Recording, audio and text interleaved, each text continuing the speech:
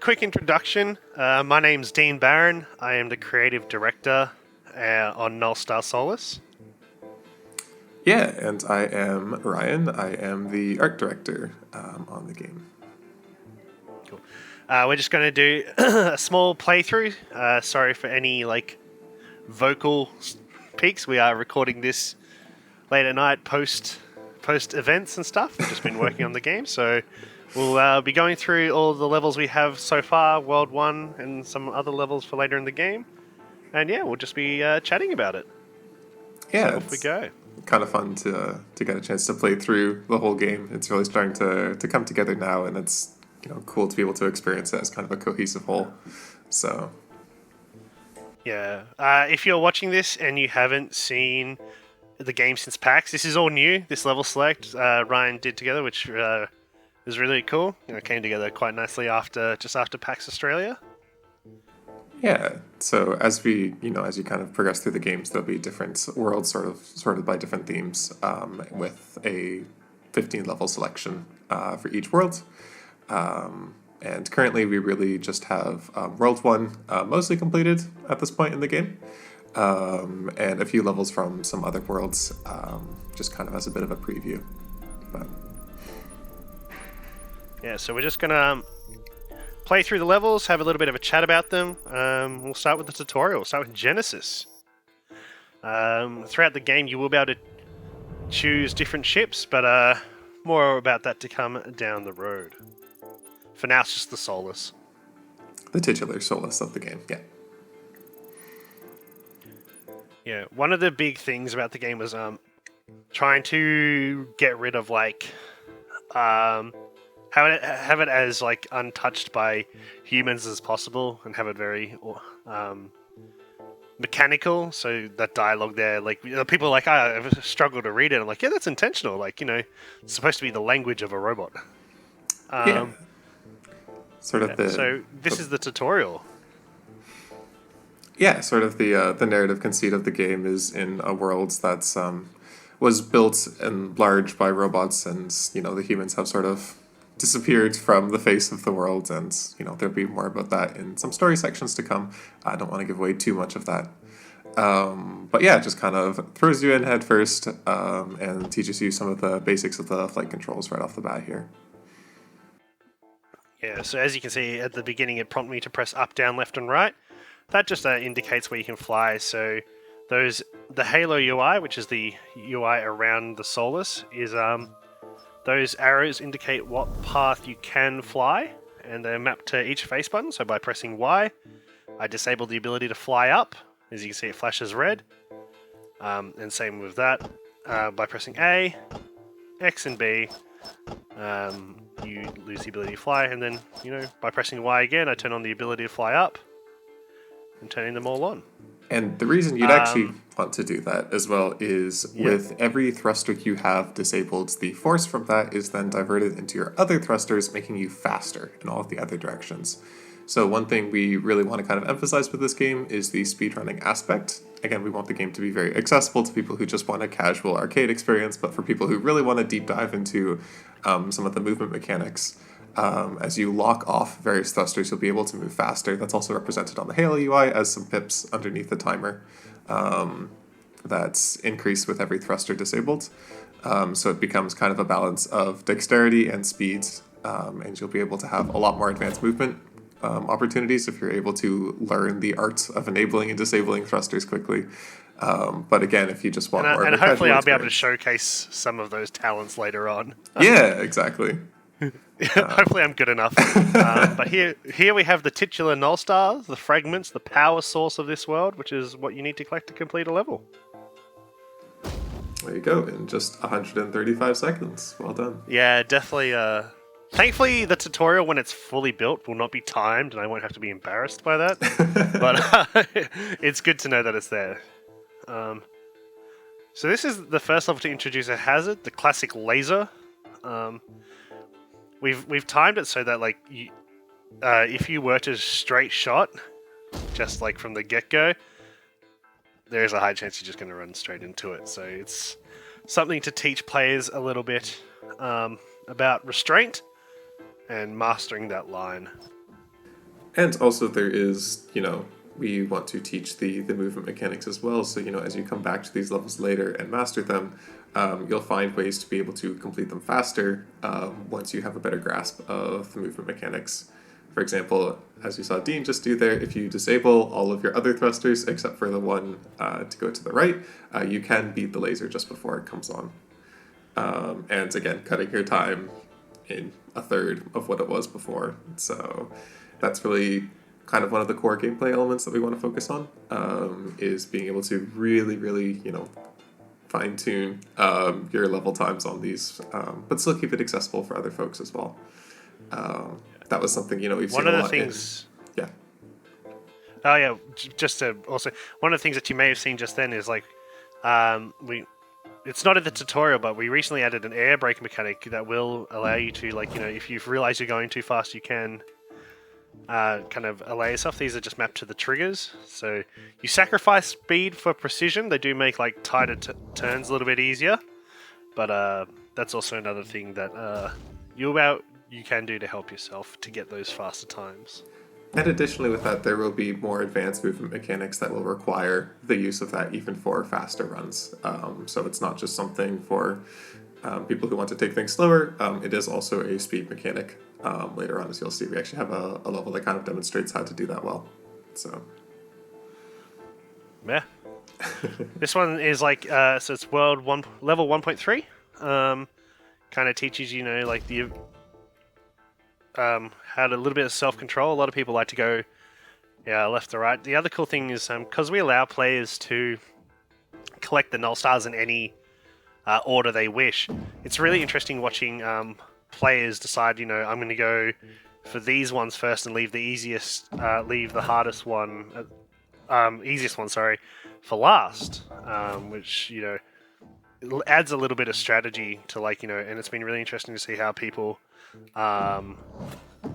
do their pathing and stuff like that.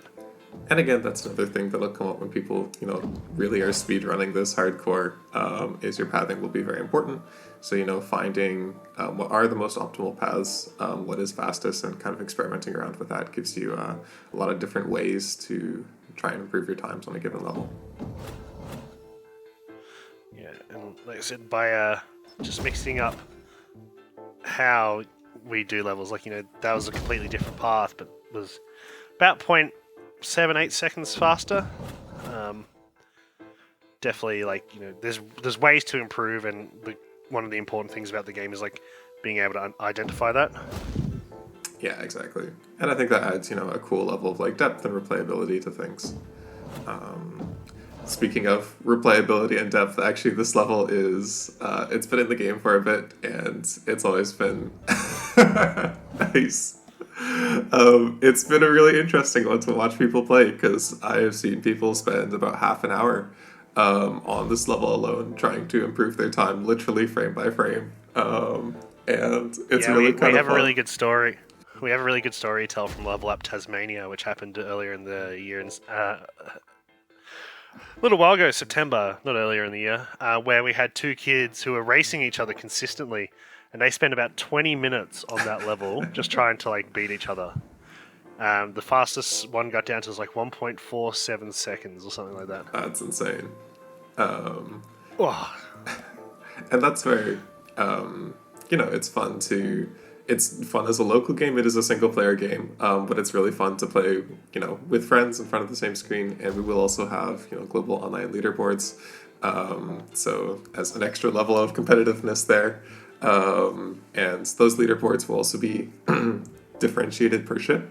As you saw earlier, just after the level select, we do plan to have different types of ships that will have different features and different movement abilities, pluses and minuses. And the leaderboards will be specific to each ship, so that there's not necessarily a given advantage with that. And yeah, it's a unique challenge for each sort of ship and level combination. So it'd be cool to see what people do with that. Man, Dean just making even some of the hardest levels in the game right now look really, really easy. I guarantee you this level is not as easy as you just made it look. Yeah, I'm still not even using, like, the thruster system for these levels, because they are new. So, like, I myself haven't had, like, a lot of time to, like, practice them and get efficient with them.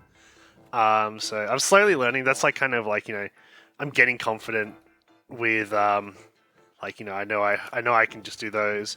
Eventually, I'll have to figure out how to take that corner by switching them. But This is it is the this is where the key of the game lies. And this is also It's where really it's kind funny. Sorry, go for it. Yeah, it's really funny because we had like a guy at a meet recently who like saw this level and immediately just like said an expletive and looked at me and just like put the device down. He's like, no. So that was quite funny. And this is where it's really fun making games like this is seeing the techniques and the strategies that other people come up with, and we've had people come up with stuff that we never thought of or could have created before, which is really fun to see, and just people get really creative and kind of expressive with the ways that they find to solve things, or they kind of tailor the way they play levels to their play style, and what is easiest for them, which is just really kind of fun to watch, honestly.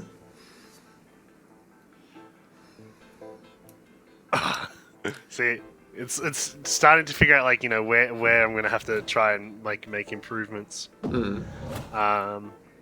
So these levels have never been played, like tested or really shown outside of like a handful of like local events. So we're very excited to see what people do when they get them when the game actually gets into their hands for like a demo. Hopefully with a upcoming Steam Next Fest. Not sure when, but we would definitely like to. But we just want to work on a few more things, such as like extra audio and stuff like that.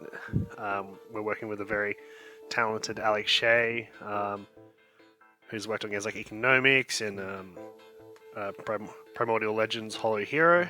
Also a former Tassie expat, currently based in Munich, and he's really helping us like put the world together. So, but as with all art, it takes time. So we're just letting him cook and taking what we can.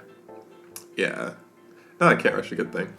But yeah, I think once we get more of the music and stuff added in, that'll really help build some of the ambience and some of the world and the aesthetic. That's really been a focus with art, is kind of working on a unique visual aesthetic. And that's another thing with having the different worlds in the game. We want those to really feel unique and special.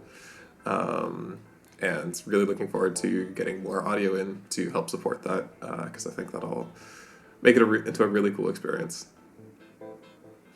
So this is one of the levels that I was kind of mentioning earlier on, where the air brake actually becomes a fairly significant mechanic. There is basically an air drift that you could pull off around the center using that, which is the fastest way I have found to complete the level, but I think you just proved me wrong there, actually. So There are ways. I think the fastest I've got is 2.7. Nice. Yeah, the leaderboards currently are still a little bit of a work in progress. If you don't necessarily see the times reflected correctly on the scores below, we're still ironing out some stuff with that. But that is, yeah. Yeah. This is, another case of a level where the pathing can really significantly change the time on your level, depending on where you choose to go and when. People sometimes they like to get this one last because they can they find the laser can be a danger. So by making it the last one you get, it's actually because of how the game works, which is the ship is disabled. The hitbox is disabled when you complete it to avoid any bugs or errors in level completion. People have been really that wasn't the tightest flight, but people just that's where that strategy comes in. It's if you find one of them too hard to get, do you just kind of take it for later? Yeah, although there is also a technique for in this level where if you get one of the stars in the lava pit, you go flying up, bounce off the roof. If you time it perfectly, you can dodge in between that laser and then into the next one. And I think that would actually be faster overall. But again, cool things to figure out ourselves and to see what players come up with as well. So we're just in the last level of the demo now. One thing I do want to touch on is we're often complimented on the art of the game, and I think it's like a credit to the art team led by Ryan, featuring Lily and Pearl and Stella. They're just like really talented individuals. Each level is handcrafted from a template created by Luke Dorman, our level designer, and myself.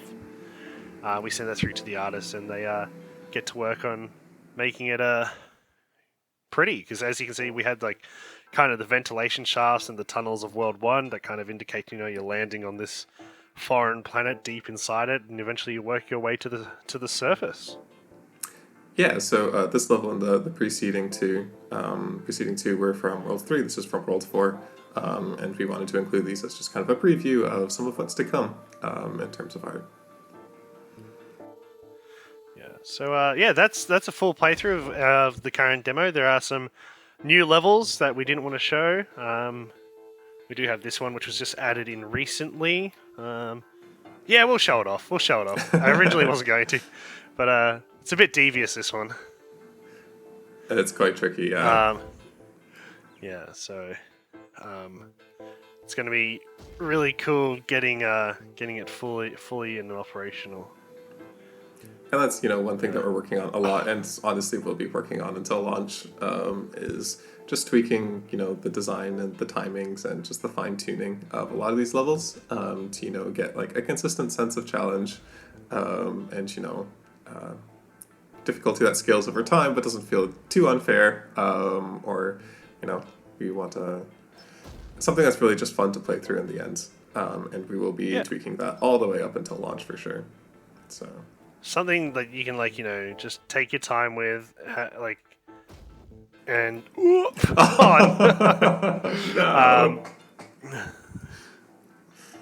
I wonder if that's actually doable. Do you think? Maybe not. I don't think you're fast enough. Oh. Again, maybe this is a case where, we tweak the timings of things by all of, 0.1 seconds, just to make some cool routes, give players some cool opportunities to find little Easter egg routes in a way. Because the goal is, you definitely want those faster times, because as you probably saw in the main menu, we have a little hidden thing called decryption, and the decryption is linked to your time, so the faster you are, the more efficient that decryption is. We won't release it. We won't tell you exactly what it is, but it is tied to your times. So focusing and getting good times, you are rewarded. There's a reason you want it. And when we're doing the timings for the levels, we want it that the bronze medal, the third time, is something you can do without the thruster mechanic. 2 might require the air brake. But that fastest time, really, you got to have a mastery of the thruster mechanic and understanding of how it works to really make sure that you can achieve that time. So yeah, but yeah, that's been a playthrough of Nullstar, Solus, everything we've got now. You can wishlist the game on Steam, where this recording will be on repeat. And feel free to join our Discord or any socials below. And thank you for checking us out.